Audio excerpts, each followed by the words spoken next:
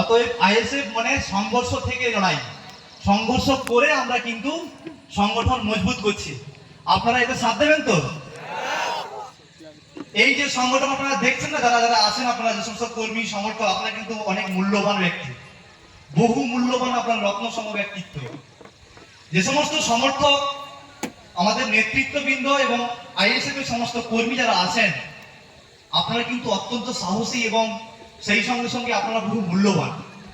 যদি বলি কেন, এই বালি চোর, কয়লা চোর, গরু চোরের জামানায় আপনারা যে সাহস করে এগিয়ে এসেছেন সমাজের আমূল পরিবর্তনের উদ্দেশ্যে, এই উদ্দেশ্যে উনি বহু মিটিং করছেন এবং বর্তমান রাজ্যে যদি কোনো বিরোধী মুখ থাকে, মনে হয় আমাদের চেয়ারম্যান সাহেব ছাড়া অন্য কেউ আর নেই, আছে নাকি?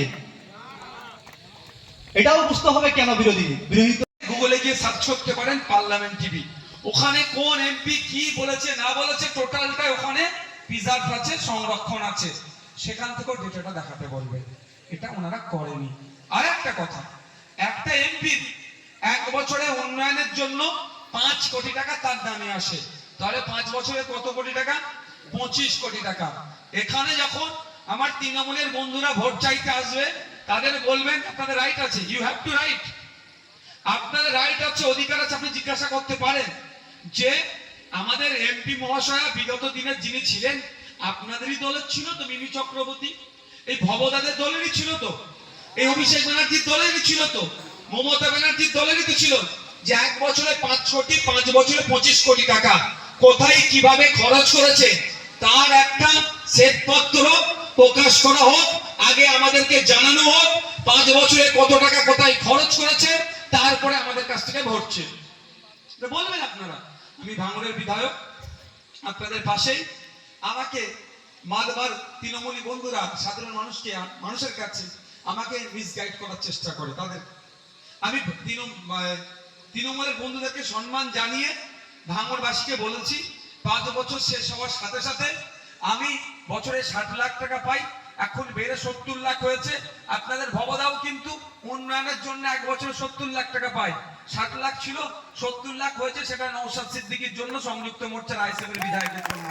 জিজ্ঞাসা করবে, এদের বলার সাহস নাই, বিধানসভার মধ্যে এরা বলে না। আমি বলেছিলাম 1.5 কোটি হওয়া দরকার, তো 10 লাখ বেড়েছে, 70 লাখ বছরে কিন্তু পায়, আপনারা হিসাব নিয়ে নেবেন পরে।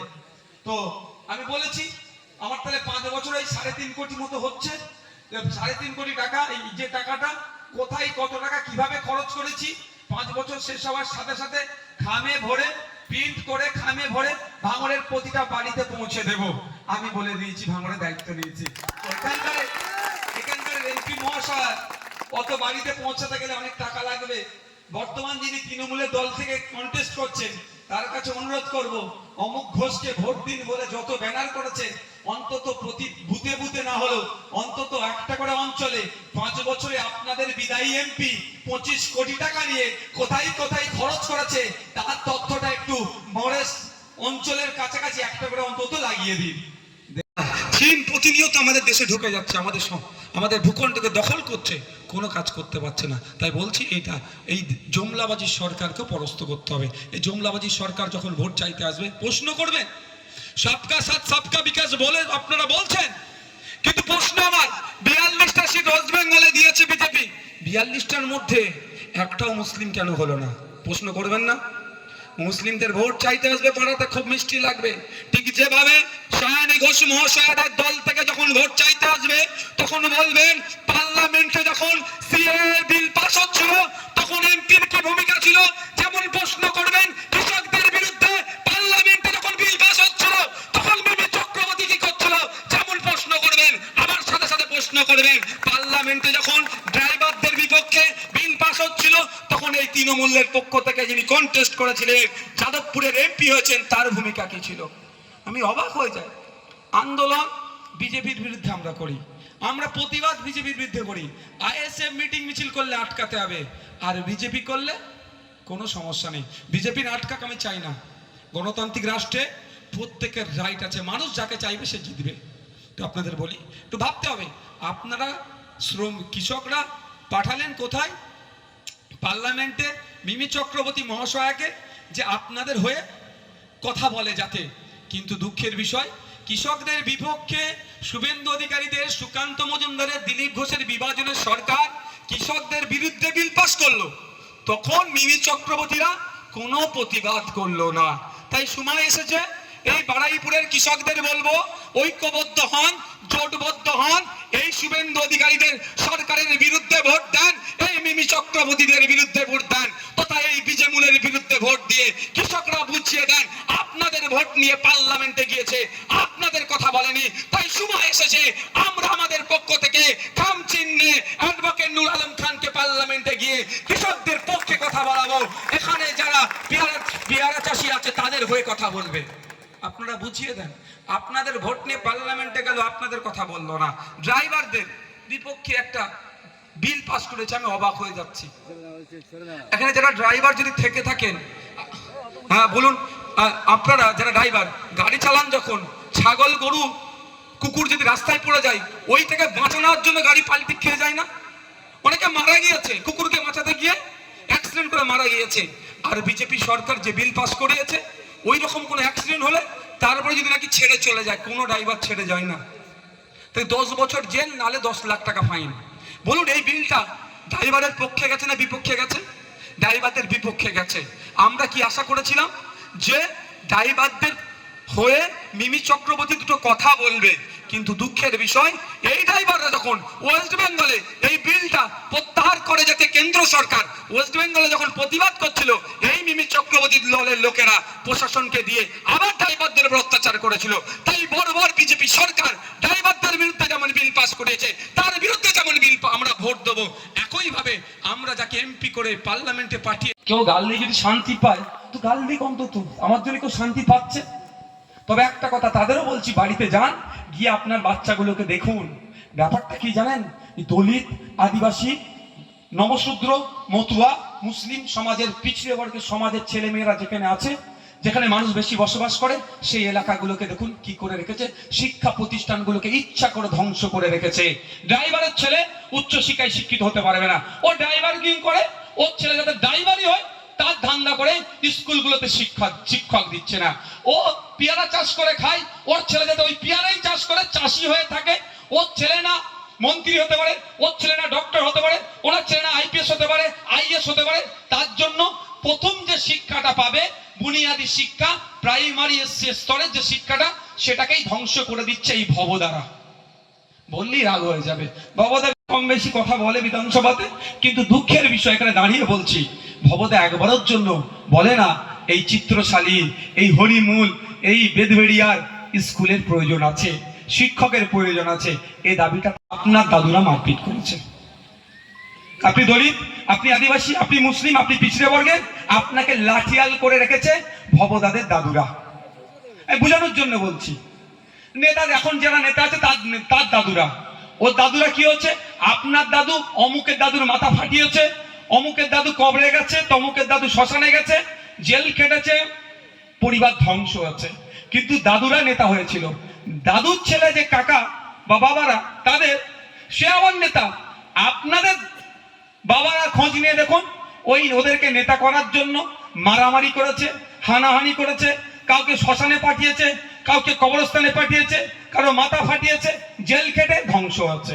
এখন সময় এসেছে এই নেতাগুলোও চাইছে আপনারা ওদের হয়ে মারামারি হানাহানি করে ধ্বংস হন।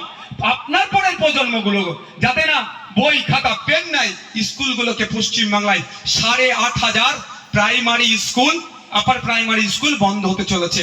এই যে 8,500 প্রাইমারি আপার প্রাইমারি স্কুল বন্ধ হচ্ছে, ক্ষতিটা কার হবে? এমএলএর হবে, এমপির হবে, অভিষেক ব্যানার্জির হবে, মমতা ব্যানার্জির হবে, সুজন চক্রবর্তীর হবে, না মোহাম্মদ সেলিমের হবে? এদের কারো হবে না। 300 টাকার রোজে যারা চটে বসে আছেন, অমুক দাদা জিন্দাবাদ, অমুক দিদি জিন্দাবাদ বলছেন, তাদের ক্ষতি হচ্ছে। এটা তো চাই, ঠিক যেভাবে আপনার দাদু লাঠিয়াল ছিল, আপনার বাবা লাঠিয়াল, এখন আপনি লাঠিয়াল হয়েছেন, আপনার ছেলেগুলো যাতে এদের ছেলেদের হয়ে লাঠিয়াল বাহিনীর কাজ করে, ওই জন্য শিক্ষাটা কেড়ে নিচ্ছে। তাই আওয়াজ তুলতে হবে যে 500 মায়েদের হাতে 1000-1200 ধরিয়ে দিচ্ছে, খুব ভালো কথা, আমি বিরোধী একটুও করব না। কিন্তু মা, আপনার আজকে বাড়িতে গিয়ে আপনার বাচ্চাকে জিজ্ঞাসা করুন তো, ক্লাস 6-এ যে পড়ে, সে ইংলিশে আপনার যেটা বললাম লিখতে পারছে কি পারছে না, তাহলে 1200 থেকে আমি মনে করি যদি আপনি সত্যিকারের আপনার ছেলের ভবিষ্যৎ চান, আপনাকে আগে আওয়াজ তুলতে হবে। 1200 পরে হবে, আগে আপনার ছেলে যে স্কুলগুলোতে পড়ে সরকারি স্কুলে পর্যাপ্ত পরিমাণে শিক্ষক দিয়ে শিক্ষার পরিকাঠামো গড়ে তুলতে হবে। 1200 দিয়ে দিচ্ছে মায়ের হাতে। বলুন তো এখানে যারা আছেন সরকারি ট্রিটমেন্ট, হেভি ট্রিটমেন্ট নিতে গেলে কোথায় যেতে হয়? চিত্তরঞ্জন, তাই তো? এখানকার ব্লক হসপিটাল ঠিকঠাক আছে কিনা না আপনারা বলতে পারবেন, কিন্তু যাদের এমার্জেন্সি আছে চিত্তরঞ্জনে গেলেও হঠাৎ বেডের জন্য 1000, 10,000, 20,000 টাকা নাই, নাহলে প্রাইভেট হসপিটালে গিয়ে চিকিৎসা নিতে হচ্ছে। মাস গেলে 1000 টাকা দিচ্ছে, বছরের শেষে 12,000 টাকা পাচ্ছেন, কিন্তু একবার ট্রিটমেন্ট নিতে গেলে বেসরকারিতে কত টাকা খরচ হচ্ছে ভাবতে পেরেছেন? 10,000, 15,000 কম করে একবারই চলে যাচ্ছে। 1200 টাকা ধরিয়ে দিচ্ছে, নিত্য প্রয়োজনীয় জিনিসের দাম আকাশ ছোঁয়া হয়ে যাচ্ছে। তাই মায়েদের আওয়াজ তুলতে হবে, 1200 পরে হবে, আগে নিত্য প্রয়োজনীয় জিনিসের দাম কমাও, হসপিটাল পরিষেবা যাতে ব্লক থেকে পাই তার ব্যবস্থা করো, স্কুলে শিক্ষক দাও, আবার সেই পুরাতন দিনের মতো ফিরিয়ে নিয়ে আসো। 330, 550 টাকা ফর্ম ফিল আপ করে আপনার ছেলে যাতে চাকরি পায় তার ব্যবস্থা হোক। এই আবিটা মাইনে তুলতে হবে। আবার ফিরে আসি, এমপি মহাশয়ের কাজটা হচ্ছে আপনাদেরকে জানতে হবে। একটা হচ্ছে গুরুত্বপূর্ণ কাজের মধ্যে কি, তিনটে আমি গুরুত্বপূর্ণ কাজ মনে করি। প্রথম হচ্ছে সমস্যাগুলো সেখানে তুলে ধরা। দ্বিতীয়, এই যে বিল আসে, বিলটা মাথায় রাখতে হবে পার্লামেন্টে, আইনসভাতে যে বিলই আসুক না কেন এই বিলটা মানুষের জন্য আনতে হবে, গরিব শ্রমজীবী মানুষের, ওই পুঁজিপতি কর্পোরেটদের জন্য বিল নয়। বিলটা আপনার পাড়ার যিনি খেটে খায় তার পক্ষে যাতে আসে। কিন্তু দুঃখের বিষয় আমরা কি দেখছি, কর্পোরেটদের জন্য বিল হচ্ছে, আমাদেরকে তার প্রতিবাদ করতে হবে। আর ইউনিক আইডিয়া থাকলে সেখানে শেয়ার করবে, যেটাকে প্রাইভেট বিল বলা হয়, তার মাধ্যমে। কিন্তু দুঃখের বিষয় ইউনিক আইডিয়া তো দূর কি বাদ, যখন জনগণের বিপক্ষে বিল আসছে কোনো শব্দ খরচ করছে না, আর 5 কোটি বছরে 25 কোটি সেই বিষয়ে কোনো কথাও বলছে না। তাই উপস্থিত আর 2-4 মিনিট বলে শেষ করে দেবো, অনেক বকে ফেললাম নেতাদের মতো। তো আমি আপনাদের কাছে অনুরোধ করব, আগুলের খেলাটা দেখান। একবার আগুলের খেলা যদি সঠিক জায়গায় খেলতে পারেন, আমি আপনাদের বলে যাই এই পশ্চিম বাংলা যে দুরবস্থা, এই যে চাকরি চুরি হচ্ছে, রেশন চুরি হচ্ছে, বাচ্চাদের মিড ডে মিল চুরি হচ্ছে, সরকারি কর্মচারীদের, তাদেরকে আপনারা, আমার পরিবারের লোকরাও তো অনেকে সরকারি চাকরি করছে, খোঁজ নিয়ে দেখুন তো। এই যারা পুলিশ, এখানে পুলিশ বন্ধুরা মাঝে মধ্যে ডিউটি করে, তো পুলিশ আমাদের বন্ধু, আমাদের শত্রু নয়। পুলিশকে কেউ আপনারা খারাপ ভাবে দেখবেন না। আপনার আমার পরিবারের লোকজনই পুলিশের চাকরি করছে। হ্যাঁ, 2-4 জন পুলিশ আছে, স্বল্প পুলিশ আছে, তারা সিট যারা বিকিয়ে দিয়েছে, তারা বয়স হয়েছে, কিন্তু তাদের বিরুদ্ধে আমরা আইনি লড়াই আছি। কিন্তু অনুরোধ, আপনাদের আইনকে হাতে তুলবেন না। এই পুলিশ বন্ধুদের 8 ঘন্টার বদলে কত ঘন্টা ডিউটি করাচ্ছে জানেন? মমতা ব্যানার্জি শুধু থানা বেরিয়ে দিচ্ছে, আরে বাড়াচ্ছে, বাড়াও না, কোনো অসুবিধা নেই। ভাঙড়ে 4খানা থানা দিয়েছে, নাকি আরো 4টে দেবে। আমি বলেছি পাড়ায় পাড়ায় থানা করে দাও, আমার কোনো সমস্যা নাই, ও পাড়ায় পাড়ায় থানা করে দিই, কোনো সমস্যা নাই। কিন্তু ওই থানাতে পুলিশকেও দিতে হবে তো। আমার পুলিশ, আপনার এই বাড়াইপুরের পুলিশদের একটু খোঁজ নিয়ে দেখুন তো, একটা পুলিশকে 10 ঘন্টা, 12 ঘন্টা, 14 ঘন্টা, 16 ঘন্টা, 800 ঘন্টা ডিউটি করতে কেন হবে? একদিকে তাদের সরকারি কর্মীদের যে দিয়ে তাদের দিচ্ছে না, আর উল্টে তাদেরকে বেশি খাটিয়ে নিচ্ছে। তাই আপনাদের বলবো, সিভিক ভলেন্টিয়ারটা তো বেশি এখন হয়ে গেছে পুলিশের থেকেও। তো সিভিক ভলেন্টিয়াররা কনস্টেবলের থেকে কোনো অংশে কম কাজ করছে না, কিন্তু তাদের মাইনে 9,000 না 10,000, 1,000 বেড়েছে, সেটাও আমার জন্য।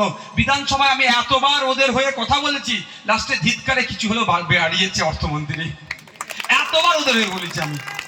তো আগামী দিনে বলে যাবো, আমাদের কিন্তু 1,000 টাকা বাড়াবার নয়, সমকাজে সমবেতনের জন্য দাবি করছি। তো আপনাদের বলবো, যে সমস্যাগুলো চলছে, এই চাকরি চুরি থেকে শুরু করে, রেশন চুরি থেকে শুরু করে, আদিবাসীদের অধিকার চুরি হচ্ছে, দলিত কোটাতে, আদিবাসী কোটাতে নন আদিবাসী দলিতরা চাকরি করে নিচ্ছে, মুসলিমদের জন্য যে কোটাটা সংরক্ষণ আছে নন মুসলিমরা চাকরি করে নিচ্ছে, এর বিরোধিতায় আমরা আছি।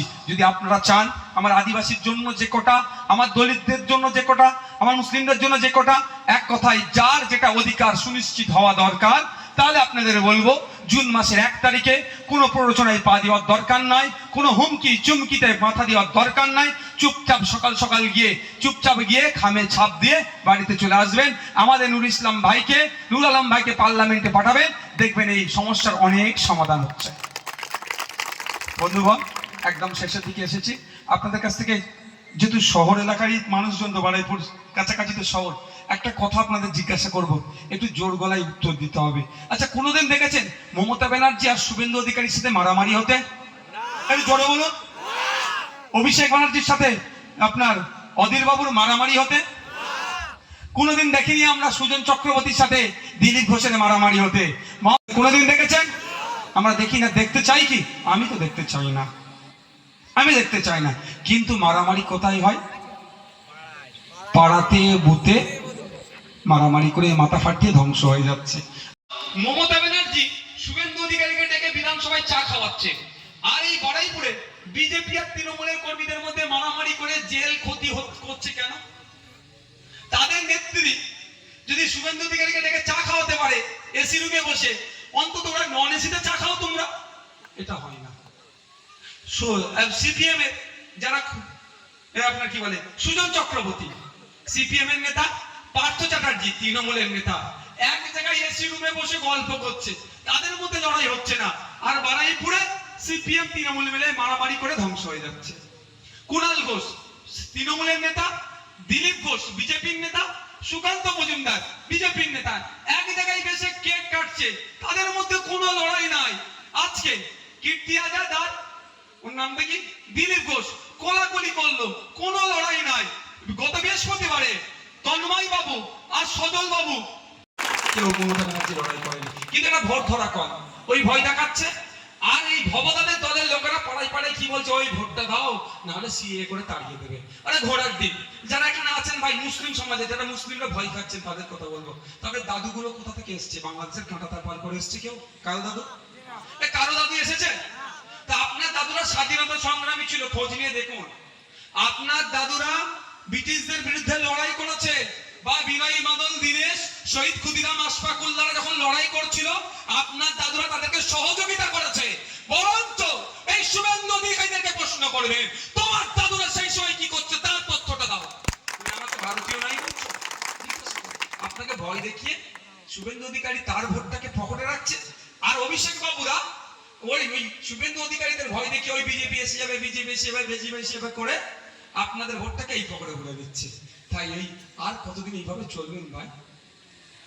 আর কতদিন চলবেন? এবার সময় এসেছে একটু নিজেদের ভাবার যে আপনার কণ্ঠকে পার্লামেন্টে পাঠাতে হবে। আজকে পশ্চিমবাংলার বিধানসভায় একটা কণ্ঠ গিয়েছিল বলে হিজাব থেকে শুরু করে এই শাখাপালা খুলে নিয়ে পরীক্ষা কেন্দ্রে ঢুকিয়েছিল, তারও প্রতিবাদ করতে নওশাদ সিদ্দিকী পারছে।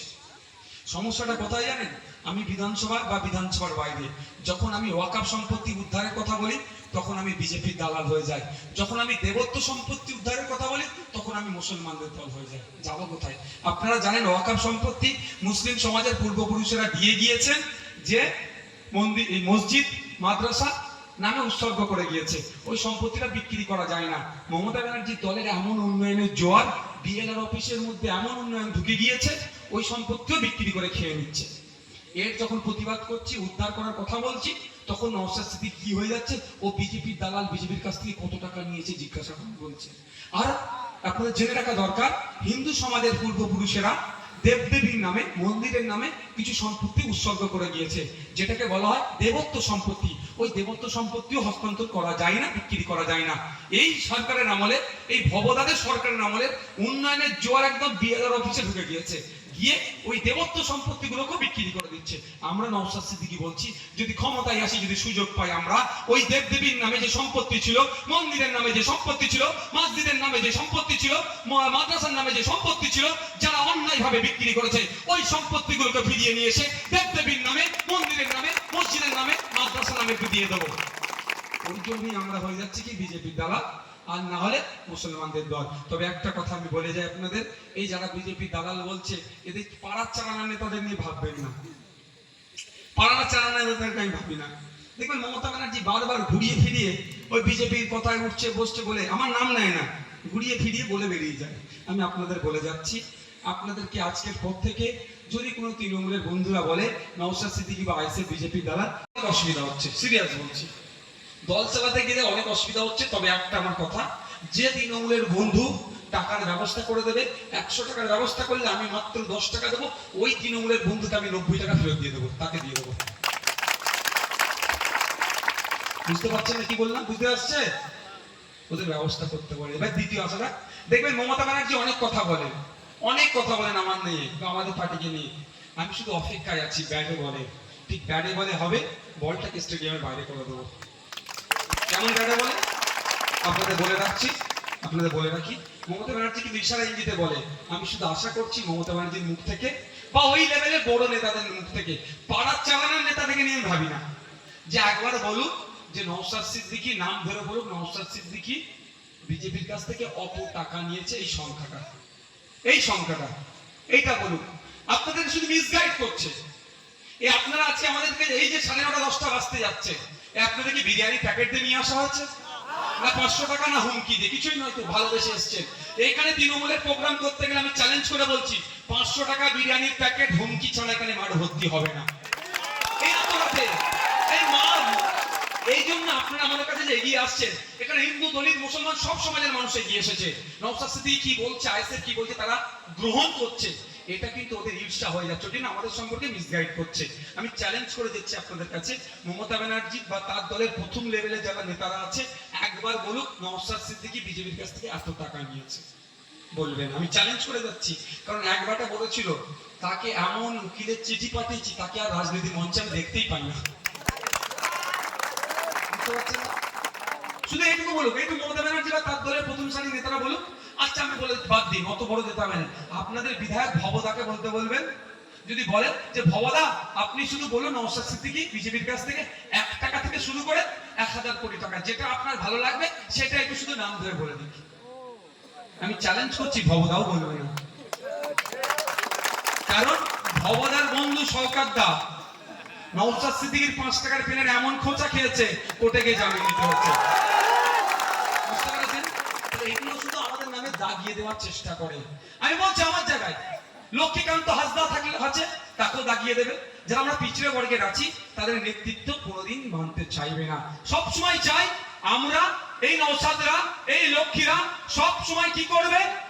হুজুর হুজুর করবে, মারামারি করবে, হানাহানি করবে, কেস খাবে, মরবে, কবরে যাবে, শ্মশানে যাবে। এরা এটাই চায়। এরা চায় না এই নওশাদরা দেশের আইনসভার মধ্যে গিয়ে মানুষের হয়ে কথা বলুক, মানুষের হয়ে কথা বলুক। এরা চায় না ড্রাইভারদের হয়ে কথা বলুক, এরা চায় না কৃষকের হয়ে কথা বলুক, এরা চায় না। এরা সব সময় চায় এরা ভোটার হয়ে থাকুক। আর ভোটার কেমন হয়ে থাকবে? যখন যেদিকে ঘুরাবো সেদিকে ঘুরবে। তো বন্ধুগণ, এটা আপনাদের কাছে ক্লিয়ার হলো তো নাকি? যদি আজকের পর থেকে কেউ বলে বিজেপির কাছ থেকে টাকা নিয়েছে, বলবে তুই ব্যবস্থা করে দে, তোকে 90% দেবে বলেছে ভাইজান, পারবেন তো? দ্বিতীয় কথা আপনাদের শেষ করছি, আমি ওই অনুরোধটা আবার ফিরে আসছি। শুভেন্দু অধিকারী, মমতা ব্যানার্জি, দিলীপ ঘোষ, কুণাল ঘোষ, পার্থ চ্যাটার্জি, সুজন চক্রবর্তী, মোহাম্মদ সিনি, ফিরাদ হাকিম, অধীর বাবু কেউ হাতাহাতি লড়াই করে না। লড়াইটা কি হয়? মিডিয়ার মাধ্যমে, মাইকের মাধ্যমে। আমি অনুরোধ করে যাচ্ছি, আবারও বলছি, ভালো লাগলে 1 তারিখে খামচিনে ভোট দেবেন, পার্লামেন্টে পাঠাবেন। যদি না ভালো লাগে আমি জোর করবো না, রাতের অন্ধকারে হুমকি চুমকি 500 টাকা বিরিয়ানির প্যাকেট দেবো না, কিচ্ছু আমি দেবো না, আমার নাই। কিন্তু অনুরোধ করছি, যদি না ভালো লাগে ভোট দেবেন না, এটাও আমি বলছি। কিন্তু ভোটের জন্য মারামারি হানাহানিতে জড়াবেন না। 1952 সাল থেকে আপনার দাদু, আপনার বাবা, আপনার একটু দেখুন তো ক্ষতিটা কাদের হয়েছে। নেতারা কিন্তু দিল্লি গেছে, দিল্লি এসেছে, পেনশন পাচ্ছে, বসে বসে খাচ্ছে। ক্ষতি কাদের হয়েছে? ভোটার। বক্তব্য দেওয়ার সময় থাকবে না। এখানে আরেকটা আমাদের প্রোগ্রাম আছে, আমাদের বক্তা এ ভাই আচ্ছা দেখিয়ে দিলাম। পছন্দ হয়েছে তো নাকি? আমাদের প্রার্থী কিন্তু কোনো ধর্মকে নিয়ে অবজ্ঞা করে না। আমাদের প্রার্থীর লড়াইটা কিসের লড়াই? রুজি রুটির লড়াই। আমাদের আপনার এলাকার এই বাচ্চাদের শিক্ষার যে দুরবস্থা, সেটাকে নির্মূল করে উচ্চ শিক্ষায় শিক্ষিত হতে পারে বাচ্চারা, তার হয়ে আওয়াজ তুলবে। আমাদের প্রার্থীকে পার্লামেন্টে পাঠালে মায়েদের হয়ে, বাপেদের হয়ে, ছাত্র যুবর হয়ে, হিন্দুর হয়ে, মুসলমানের হয়ে, দলিতের হয়ে যে অধিকারগুলো আছে সেইগুলোকে নিয়ে পার্লামেন্টে কথা বলবে। তাই আপনাদের কাছে অনুরোধ করব, পার্লামেন্টে আমাদের অ্যাডভোকেট নুর আলম ভাইকে পাঠাবেন। আপনি দ্বিতীয় প্রোগ্রামে চলে যাবেন। আবার সিএটাকে আটকাতে গেলে কি দুটো প্রসেস আছে। পার্লামেন্টে যখন ভোটাভুটি হচ্ছিল, তখন ভোটের মাধ্যমে বিজেপিকে পরাস্ত করা পারেনি। দ্বিতীয় কি ছিল? সিএটাকে কিভাবে আটকাবে? সুপ্রিম কোর্টে যে মামলা করবে। দুঃখের বিষয়, সায়ানী ঘোষ অনেক কথা বলছে, কিন্তু সায়ানী ঘোষের দলের পক্ষ থেকে, রাজ্য সরকারের পক্ষ থেকে সুপ্রিম কোর্টে গিয়ে মামলা করেনি। আমি আপনাদের বলবো, একটা এমপির কি দায়িত্ব, কি কাজ হওয়া দরকার, কিন্তু শোনা দরকার। শুনবেন তো নাকি ভাই? হ্যাঁ, ছবি তুলেছে।